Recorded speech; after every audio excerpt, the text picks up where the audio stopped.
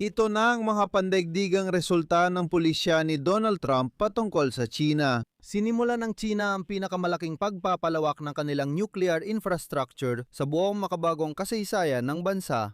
Sa disyertong Xinjiang, malapit sa hangganan ng Rusya at Mongolia, nagtatayo ang Beijing ng malaking network ng pasilidad para sa strategic nuclear forces nila. Pinatutunayan ito ng satellite observation na tatalakayin natin ngayon. Ang bagong infrastrukturang militar ay dinisenyo para kahit atakihin muna ng Estados Unidos, hindi mawawala ang kakayahan ng China na gumanti ng nuclear strike. Ang sistema ay itinatayo malapit sa lugar ng mga silo launchers ng HAMI, isa sa mga pangunahing sentro ng intercontinental ballistic missiles ng China na kayang tumama sa teritoryo ng Estados Unidos ng Amerika. Talagang kamangha-mangha ang laki ng konstruksyon ng nuclear military infrastructure, mas malaki pa kaysa sa lahat ng silo sa mundo ngayon.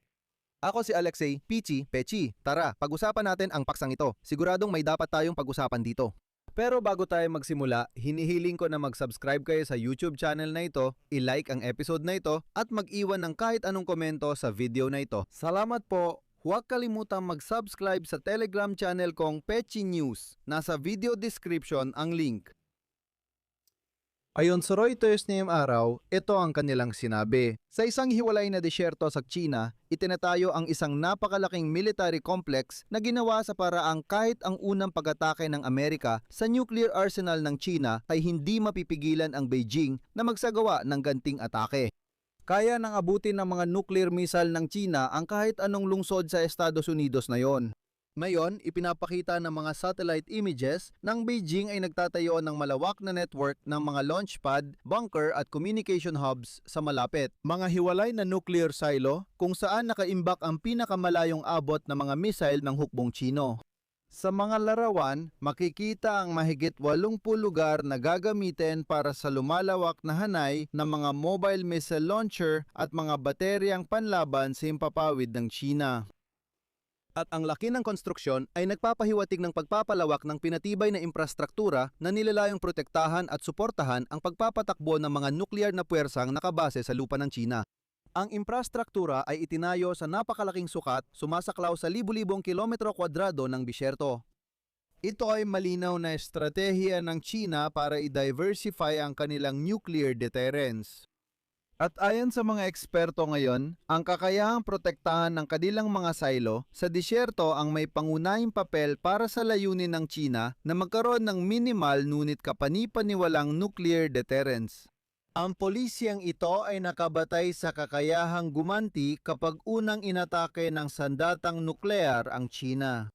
Bagaman kayang maglunsad ng nuclear weapon ng People's Liberation Army ng China mula sa mga submarino at eroplano, ang mga silo sa hilagang kanlurang Xinjiang at sa probinsya ng Gansu pa rin ang bumubuo sa pinakaubod ng nuclear forces ng China.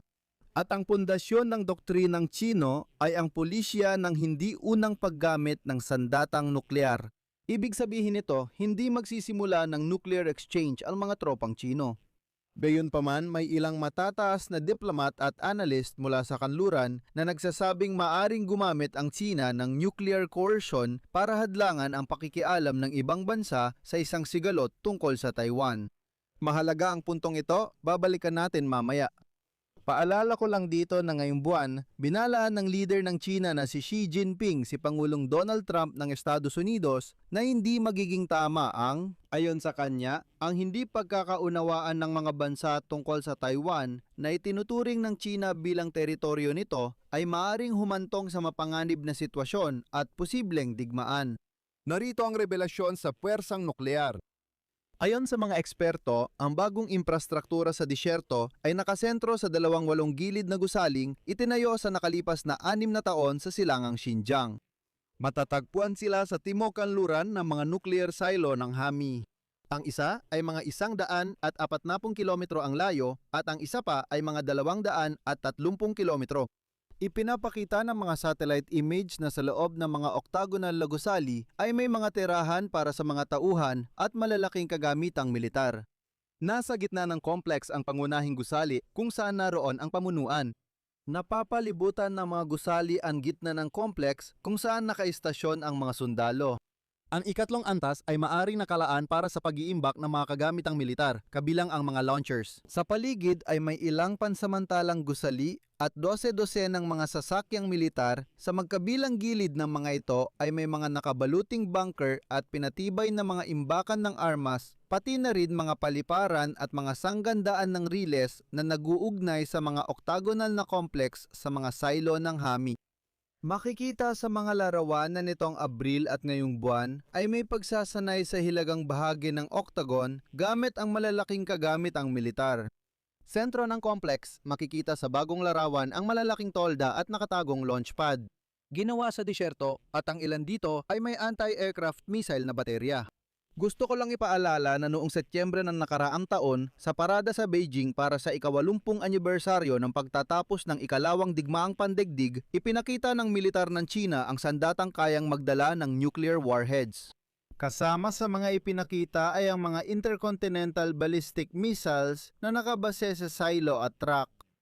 At sa pinakahuling ulat ng Pentagon tungkol sa modernisasyon ng hukbong Chino, sinasabi na bumagal ang produksyon ng mga warhead sa bansa, ngunit patungo sila sa layunin na magkaroon ng 1,000 nuclear warhead sa kanilang arsenal pagsapit ng 2030. Sa ulat noong Disyembre, tinatayang ang China ay malamang na naglagay ng 100 intercontinental ballistic missiles sa 3 nilang pangunahing silos. Pinalalakas din ng China ang kanilang sistema ng maagang babala na nakabase sa mga satellite na Huahuayan-1. Ayon sa Pentagon, kayang matukoy ng sistemang ito ang papalapit na intercontinental ballistic missile sa loob ng 70 segundo matapos itong ilunsad at may papaalam sa command center sa loob ng 3 hanggang 4 na minuto. Sapat na ang oras na ito para makapagpalipad ang China ng sarili nilang mga missile mula sa mga silo bago pa man ito matamaan. Sa huli, ibabahagi ko ang datos mula sa International Institute for Strategic Studies. Ayon sa institusyon ng pananaliksik, ang sigalot ng Estados Unidos at China ukol sa Taiwan ay malamang magdulot ng paggamit ng sandatang nuklear. Magkaiba ang layunin ng mga militar ng Amerika at China. Gustong pigilan ng China ang Estados Unidos at mga kaalyado nito, habang nais ng Washington palakasin ang katatagan ng Taiwan. Sa ngayon, walang pampublikong datos na nagpapakitang handang magtatag ng mekanismong pangkaligtasan ang dalawang panig. Ang pinag-uusapan dito ay mga patakaran, ang paggamit ng armas na maglilimita sa mga pag-atake sa mahahaladang bahagi ng computer system ng paniniktik at pagkontrol. Ibig sabihin, hindi pa sila nagkakasundo kung paano eksaktong tutugon kung sakaling may mangyari. At sa katotohanan na yon ay inihahanda ng China ang napakalakas na arsenal ng nuklear na, ayon sa kanilang plano, ay dapat magbigay babala sa Estados Unidos na huwag subukang ipagtanggol ang Taiwan. Ibig sabihin, parang ipinahihiwatig nito na nagpapaunlad kami ng ganitong programang nuklear. Kung lusubin namin ang Taiwan at hadlangan ninyo, gagamitin agad namin ang mga misail laban sa inyo. Dito ako maglalagay ng tuldok-tuldok. Isulat ninyo ang inyong opinyon at mga konklusyon sa mga komento sa ilalim ng episode na ito. Mag-subscribe kayo sa channel, pindutin ang kampanilya at huwag kalimutang mag-like. Kung gusto ninyong suportahan ang trabaho ng YouTube channel na ito, maaari ninyong gawin ito sa pamamagitan ng anumang donasyon gamit ang mga link at detalye sa description ng video na ito o sa QR code na nasa inyong mga screen. Yun lang po, ingatan ninyo ang inyong sarili. Paalam sa lahat.